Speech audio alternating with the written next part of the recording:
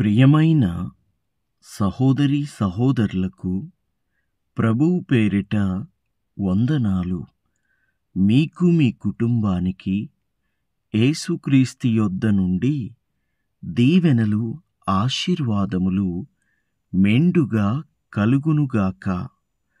ఈరోజు యేసుక్రీస్తు యొద్ద నుండి మీకు బంగారు మాట, దేవుని వాగ్దానము.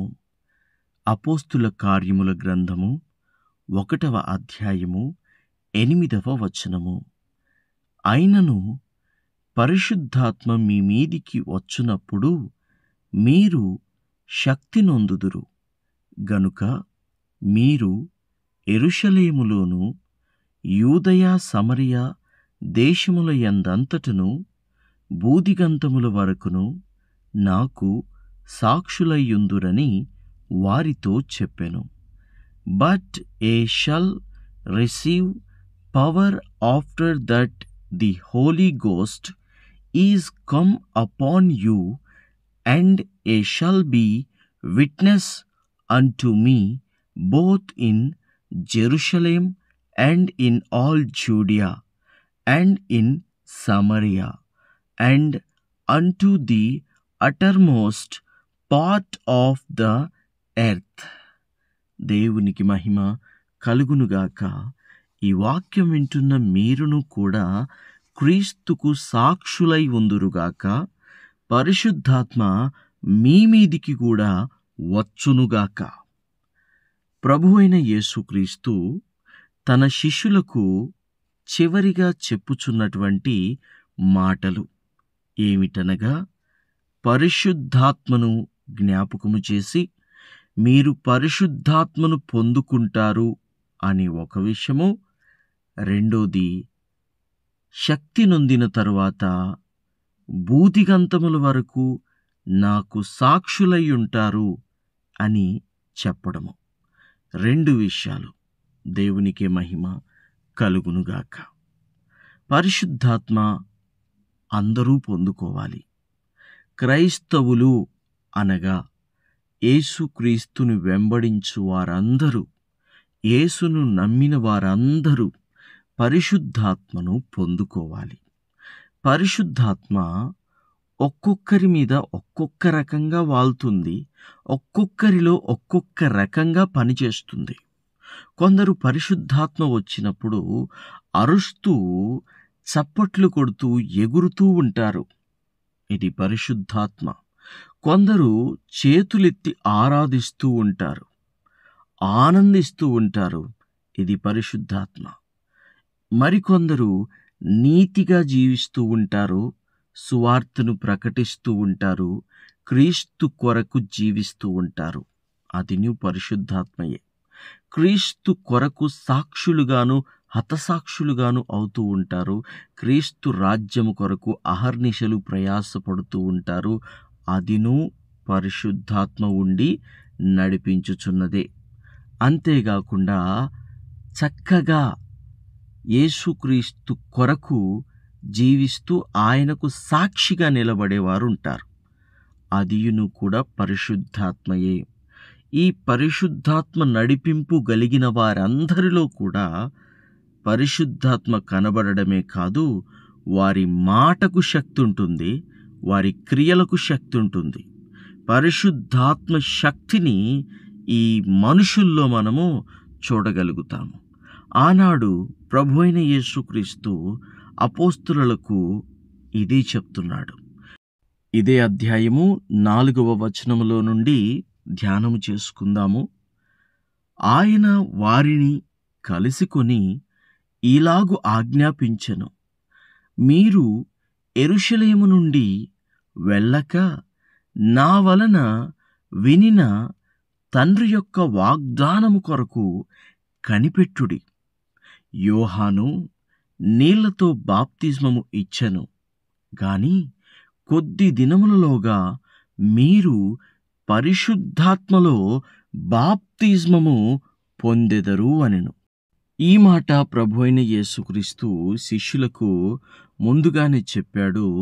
యోహాను 14:16లో నేను తండ్రిని వేడుకొందును, మీ యొద్ద ఎల్లప్పుడూ నుండుటకై ఆయన వేరొక ఆదరణకర్తను అనగా సత్యస్వరూపియగు ఆత్మను మీకు అనుగ్రహించును. దేవునికి స్తోత్రము కలుగునుగాక. దేవుడు ప్రభు అయిన యేసుక్రీస్తు ఇంతకుముందే అపోస్తలులకు ఈ మాట చెప్పడము జరిగింది. మీరు ఆదరణకర్తను పొందుకుంటారు, పరిశుద్ధాత్మను పొందుకుంటారు. ఆదరణకర్త ఉండి ఏం చేస్తాడు? ఆదరిస్తాడు. అంతేకాదు, దాస్యపు ఆత్మలో నుండి బయటికి తీసుకొస్తాడు, మనల్ని దత్తపుత్రాత్మగా చేస్తాడు. ఈ ఆత్మ కలిగిన మనందరం కూడా ఆయనను అబ్బా తండ్రి అని పిలుస్తామని లేఖనాలు చెప్తున్నాయి. రోమాపత్రిక 8వ అధ్యాయం 15వ వచనంలో ఈ విధంగా రాయబడి ఉంటుంది. ఏలయనగా మరలా భయపడుటకు మీరు దాస్యపు ఆత్మను పొందలేదు గాని దత్తపుత్రాత్మను పొందితిరి.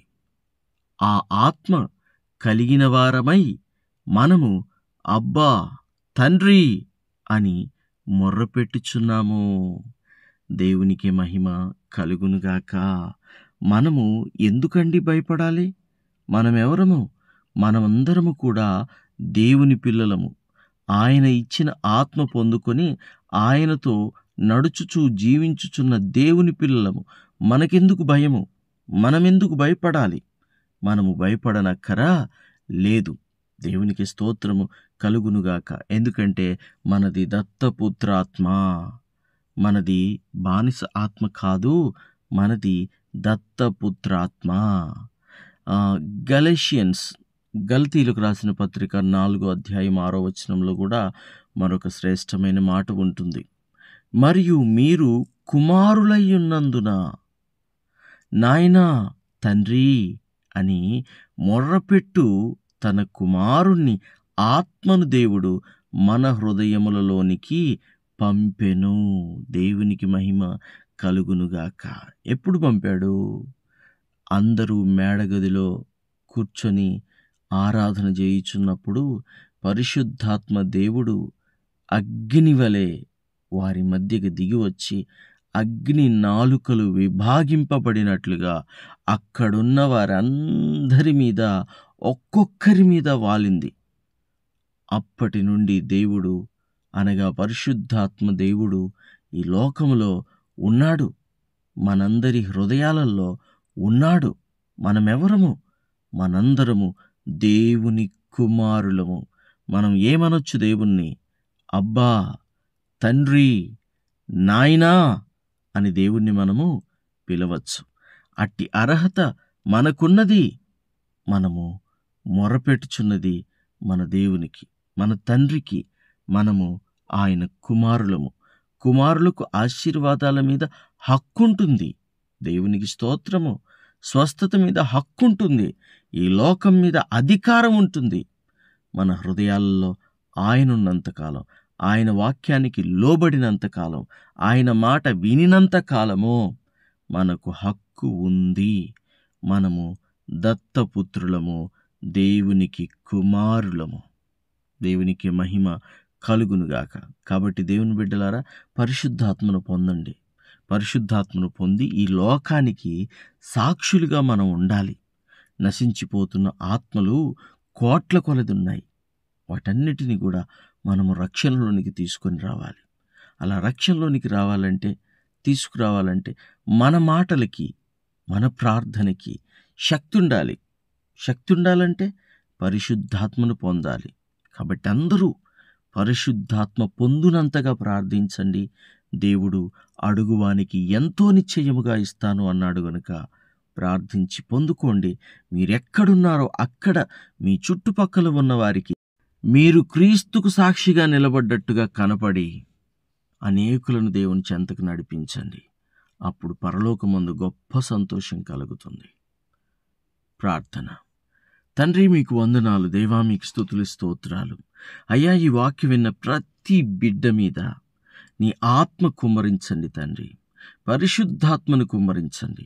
ఎవరెవరికి పరిశుద్ధాత్మ లేదో వారందరి మీదికి పరిశుద్ధాత్మ దేవుణ్ణి అగ్ని వలె పంపండి ప్రభువా. వారికి శక్తిని దయచేయండి. వారి నోటికి శక్తి, వారి మాటకు శక్తి, వారి క్రియకు శక్తి, వారి పనికి శక్తి. ఈ లోకంలో నాయన నీకు సాక్షులుగా నిలబడినంతగా తండ్రి, ఈ వాక్యం విన్న ప్రతి బిడ్డ మీద నీ ఆత్మను కుమ్మరించమని యేసు నామములో ప్రార్థన చేయుచున్నాము తండ్రి. Amen, amen, amen.